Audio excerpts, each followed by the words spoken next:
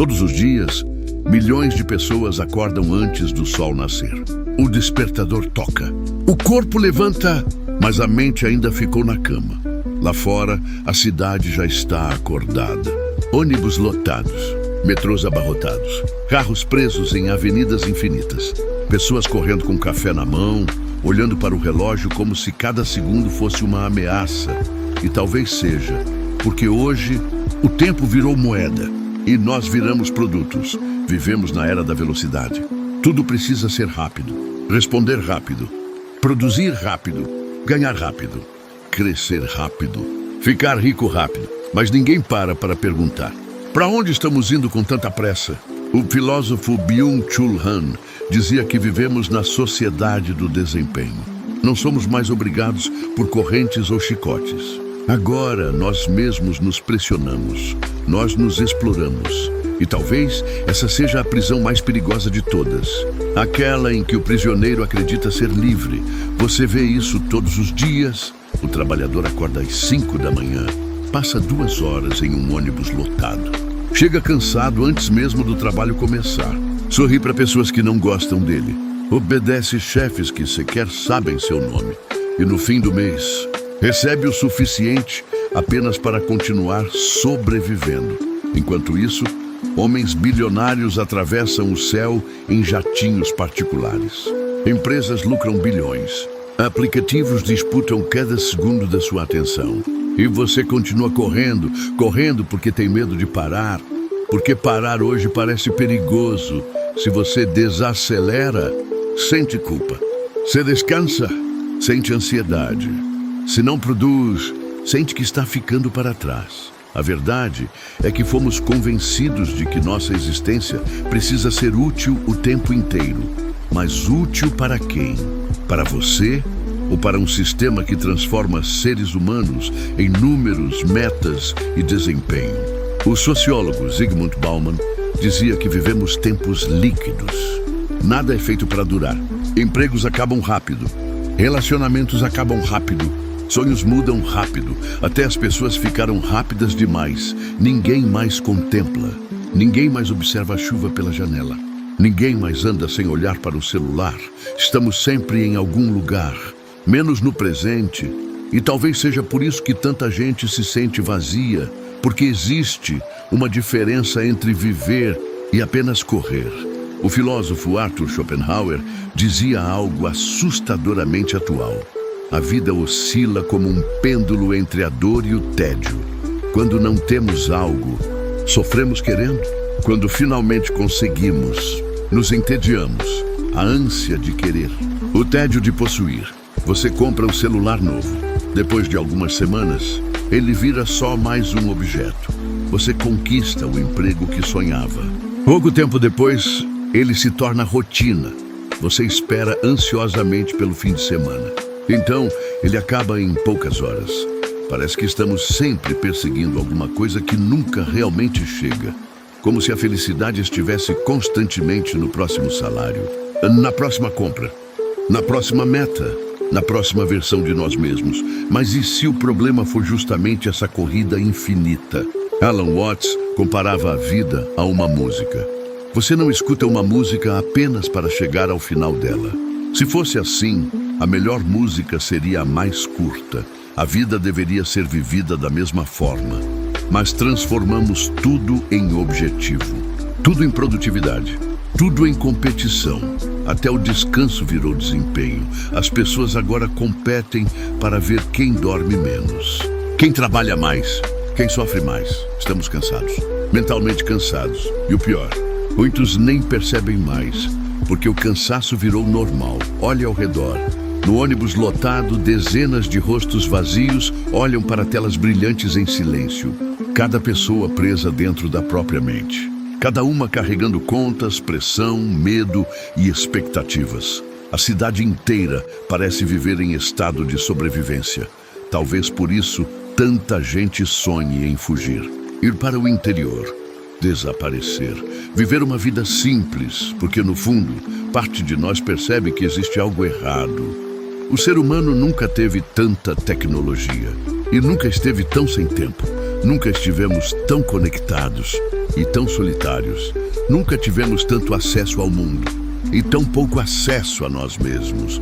E então surge a pergunta mais importante de todas: se você está correndo tanto, quem decidiu a direção? Foi você? Ou você apenas seguiu o fluxo sem perceber? Talvez a maior rebeldia dos tempos modernos seja simplesmente desacelerar, sentar em silêncio, olhar o céu, passar tempo com quem você ama, existir sem produzir, porque no fim, ninguém se lembra das horas extras, das metas batidas, dos e-mails respondidos às 2 da manhã, mas as pessoas se lembram dos momentos, do abraço, da risada, do tempo vivido de verdade.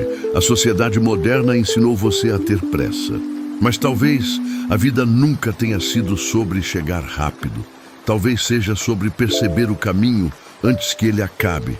Então, antes de continuar correndo amanhã, faça a pergunta que quase ninguém faz: para onde você vai com tanta pressa? E talvez as redes sociais sejam o retrato perfeito dessa corrida sem sentido. Todos os dias, milhões de pessoas abrem o celular logo ao acordar. Antes mesmo de olhar pela janela, olham para uma tela. E ali, durante alguns segundos, parecem entrar em outro universo. Um universo onde todo mundo é bonito. Mas todo mundo é rico. Todo mundo está viajando. Todo mundo está vencendo. Sorrisos perfeitos. Corpos perfeitos. Relacionamentos perfeitos. Mas quase ninguém mostra o vazio. Ninguém posta as crises de ansiedade da madrugada. O medo de não ser suficiente. A solidão depois que a câmera desliga. As redes sociais criaram uma vitrine onde todos fingem estar vivendo a melhor vida possível, enquanto muitos mal conseguem suportar a própria mente em silêncio. E o pior é que começamos a comparar os bastidores da nossa vida com os melhores momentos editados da vida dos outros. Isso destrói as pessoas lentamente, porque gera a sensação de que estamos atrasados. Como se todo mundo tivesse encontrado um sentido, menos nós. Mas talvez ninguém saiba realmente o que está fazendo. Talvez estejamos todos improvisando. O filósofo Albert Camus acreditava que a vida não entrega um sentido pronto para ninguém. O universo é silencioso e isso pode assustar ou libertar, porque significa que você não nasceu obrigado a seguir um roteiro imposto por outras pessoas. O universo não se importa com o carro que você dirige, com a marca da sua roupa, com quantos seguidores você possui. Daqui a 100 anos, quase todos nós teremos desaparecido. Nossos objetos estarão enferrujando em algum lugar. Nossos celulares não existirão mais. Nossos perfis serão esquecidos. E mesmo assim, o céu continuará existindo. O mar continuará quebrando nas praias. As estrelas continuarão brilhando indiferentes aos problemas humanos. Existe algo quase poético nisso, porque mostra o quão pequenas são muitas das coisas que hoje parecem gigantes. A discussão no trabalho, o status, a aparência, a necessidade constante de provar valor. Talvez estejamos sacrificando nossa paz por coisas que o próprio universo considera irrelevantes. E não significa desistir da vida. Não significa abandonar sonhos, mas talvez signifique parar de transformar a existência em competição. Talvez sucesso não seja ganhar mais dinheiro que os outros. Talvez sucesso seja conseguir dormir em paz. Talvez riqueza seja ter tempo. Tempo para almoçar sem pressa. Tempo para ouvir quem você ama. Tempo para sentir o vento na rua sem estar pensando em produtividade. O problema é que o mundo moderno lucra com sua distração. Quanto mais ansioso você fica, mais consome. Quanto mais vazio se sente, mais tenta preencher o vazio comprando coisas. Mas existem vazios que nenhum objeto consegue preencher. Nenhum carro resolve. Nenhum celular resolve. Nenhum número na conta resolve. Porque algumas dores não vêm da falta de coisas, mas da falta de sentido. Viktor Frankl dizia que quem possui um porquê consegue suportar quase qualquer como. Talvez o verdadeiro problema da nossa geração não seja apenas o cansaço, mas a ausência de significado. Muita gente está sobrevivendo, mas poucas realmente sentem que estão vivendo. E talvez o primeiro passo não seja mudar o mundo inteiro.